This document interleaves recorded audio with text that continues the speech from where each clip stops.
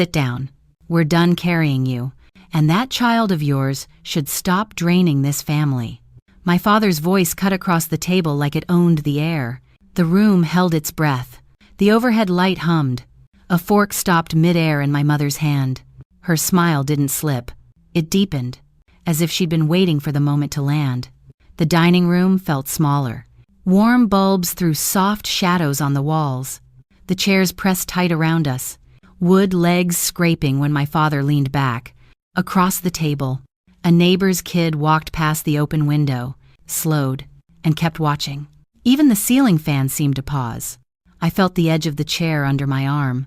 The grain of the table pressed against my palm. My breath dropped once, shallow and steady. The smell of roasted chicken lingered in the air, thick and unmoving.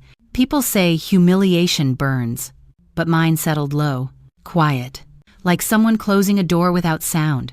Their voices filled the house I paid for. Their plates sat on the table I carried on my back for years. My mother finally looked up at me. Her eyes slid past my face, as if I were a stranger at someone else's dinner, and I sat there, still, as if the room had seen this scene more times than I could count, because it had. A folder sat at the end of the table, thin, unopened.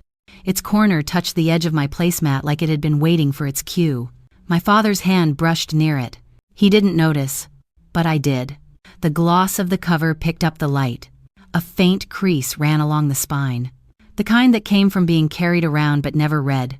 It stayed where it was, silent, certain, a quiet witness in plain view. I let my eyes fall to it for a breath, not long, just enough for my pulse to steady. My fingers loosened around my glass. The stem slid against my skin, cool and thin. I set it down without a sound. My mother shifted in her seat. The chair legs scraped. She was waiting for me to break first. She always did. The room watched for the same thing. I didn't give it to them. I kept my shoulders low, my back straight, my hands still. Silence settled around me like a second skin. They filled it with words I'd heard 100 times in different shapes. I didn't lift my head. My gaze moved once more to the folder. A small tilt. Barely there. But the choice was clear. I wasn't reaching for it tonight. Not yet. My father's voice rose again, pushing for a reaction.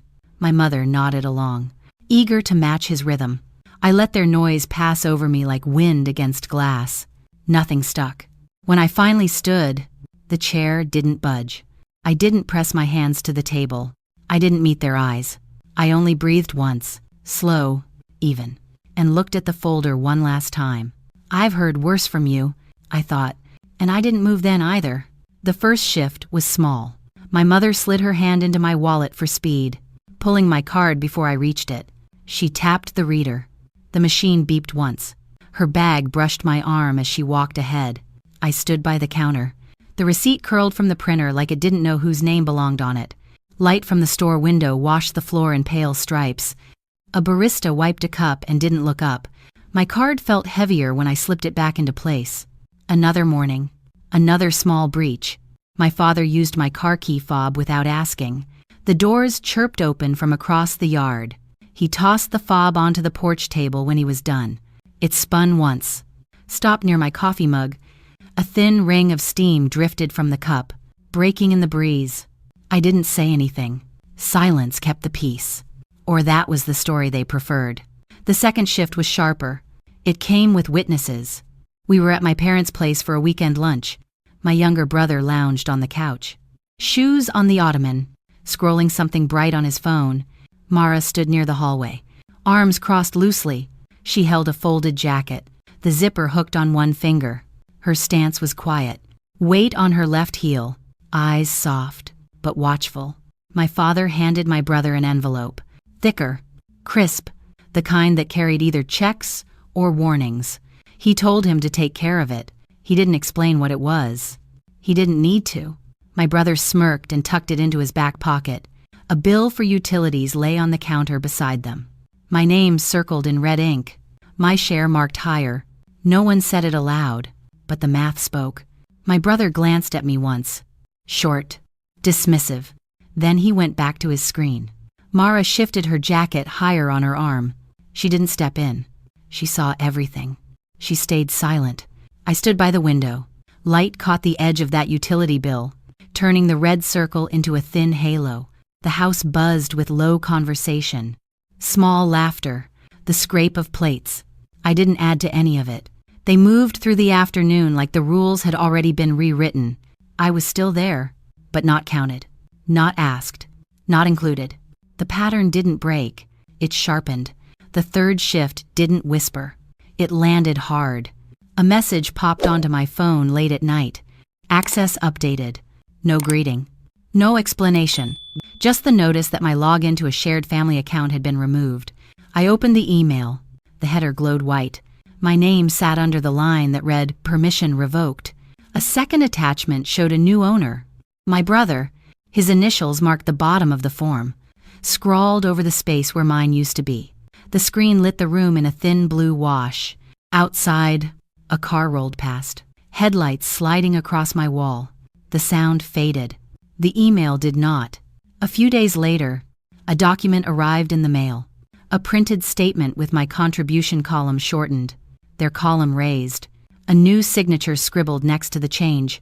Not mine. The envelope lay open on my counter, paper edges uneven where I tore it too fast.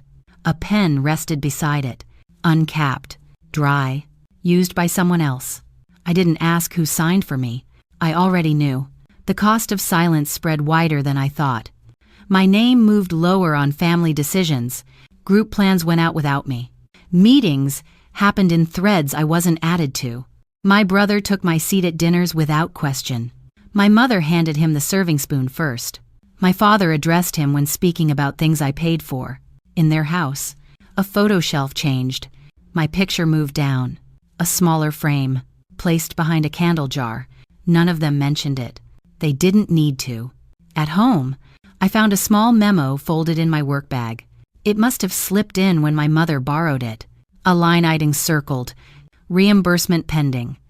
My initials printed beside a charge I had never made. I took a photo. No rush. Just one clear shot. I saved it in a folder on my drive. A folder I hadn't named yet. That night, I sat at my kitchen table. The lights were low. The house quiet enough to hear the hum of the fridge. Papers in front of me. My hands still. Something shifted inside me. Not loud. Not sharp. Just final. I breathed once. Steady.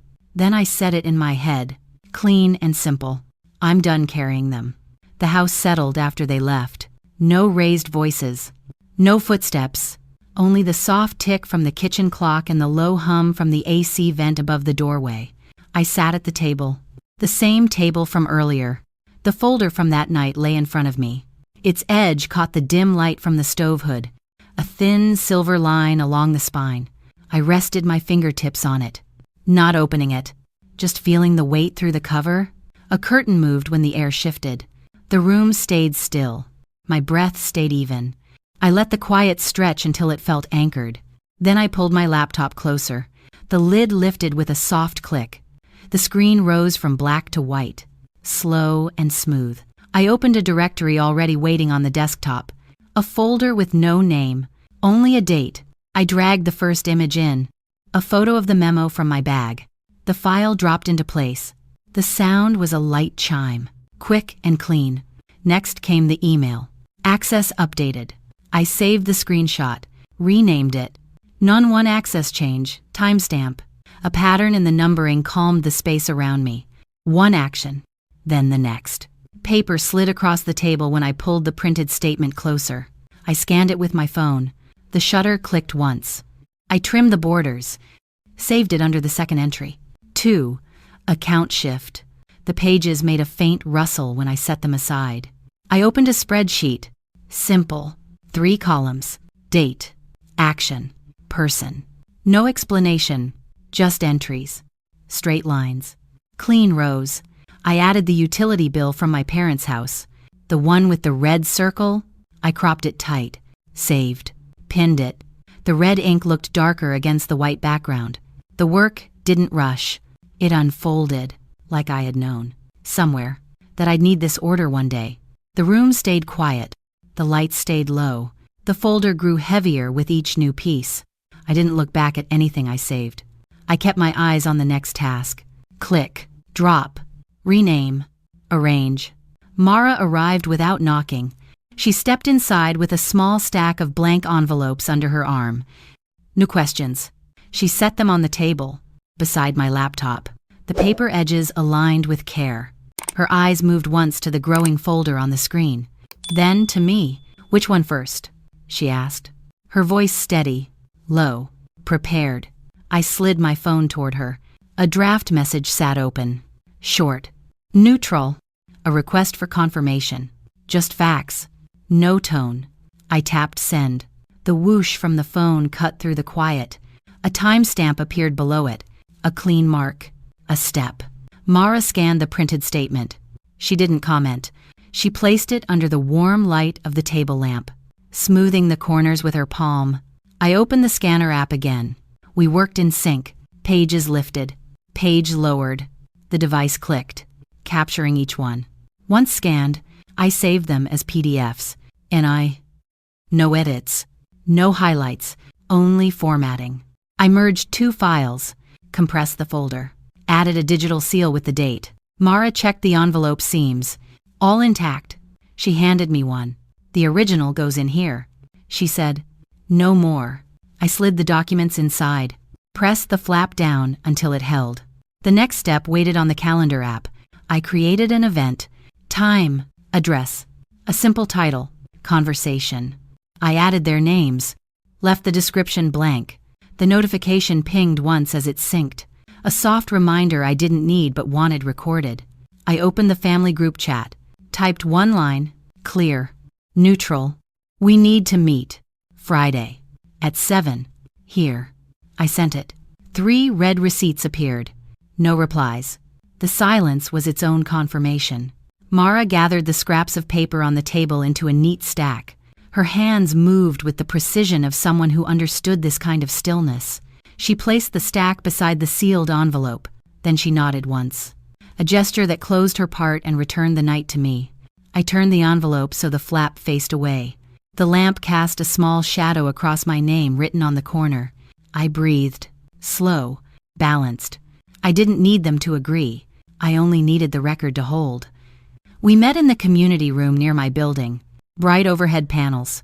A long table with a polished surface that reflected every motion. The AC hummed from a vent above the doorway. A staff member arranged chairs, then stepped aside, staying within sight but out of reach. Mara stood near the glass wall, arms folded, the evening light catching the edge of her jacket. My parents sat across from me. My father took the head of the table as if it were his right. My mother placed her purse beside her, the clasp clicking shut once. They looked settled, confident the room still bent toward them. They began before I spoke. My father leaned back, palms open, voice steady. He talked about what he'd given up for us. The years of responsibility, how families share weight and don't turn their backs. His words moved in slow arcs between the scrape of silverware from the kitchenette behind us and the soft footsteps of staff in the hall. My mother followed his rhythm. She lifted her chin, spoke about sacrifice and loyalty, how children should remember who raised them. Her bracelets tapped the table each time her hand shifted, a faint metallic click under her sentences. They kept going, listing their efforts, their support, their investments. A performance polished by repetition. No one interrupted. Not me. Not Mara. Even the staff member by the wall froze mid-step.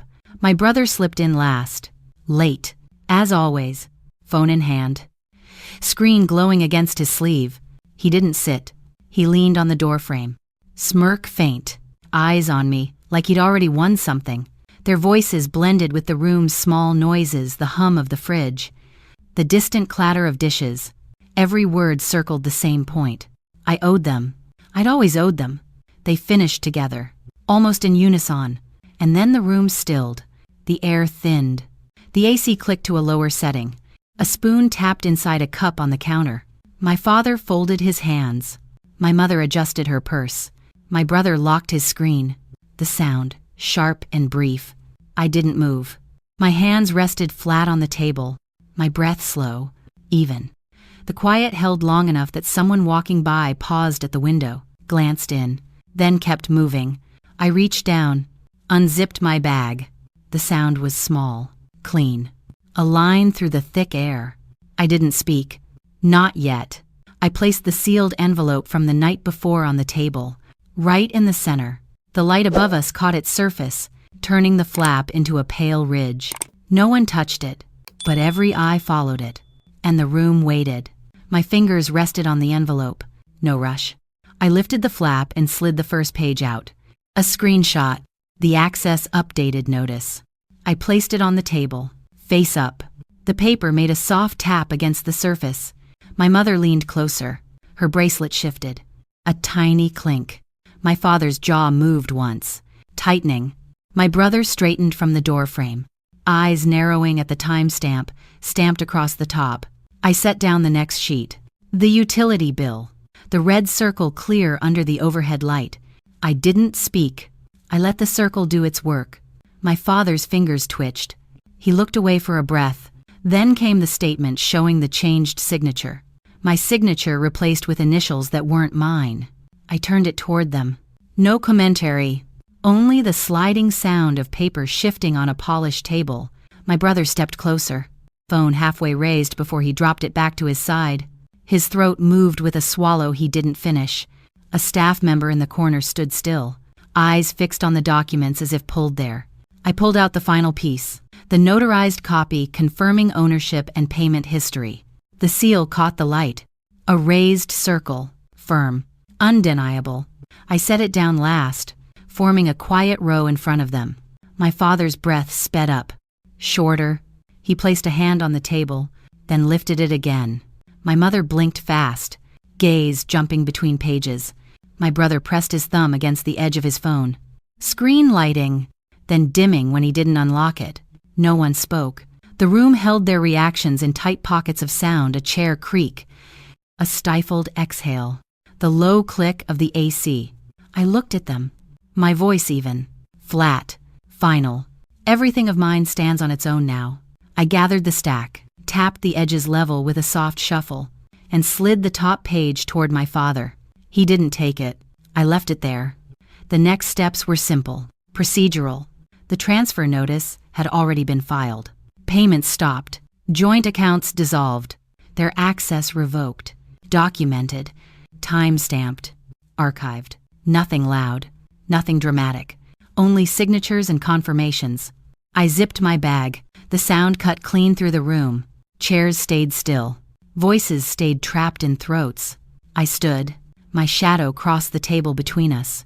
No one reached for me. No one tried to call me back. When I stepped out of the room, the door closed on its own weight. Everything was in its rightful place. The house was still when I came home. Evening light slid across the kitchen floor, thin and low. The fridge hummed. A pot sat on the stove, untouched since morning. I set my bag down, the zipper brushing the counter in a soft glide. I filled a glass at the sink.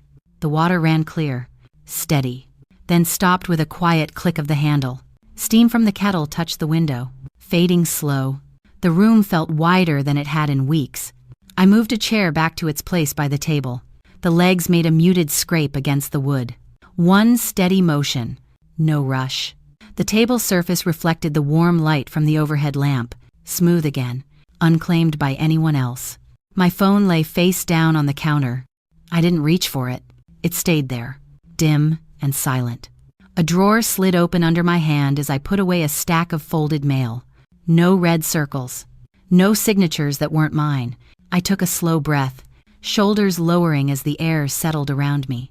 The curtain by the window lifted once with the draft, then fell into stillness.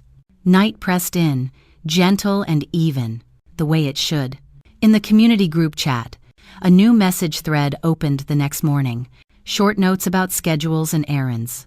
When I typed a reply, answers came fast and plain. No one mentioned the meeting. They didn't need to.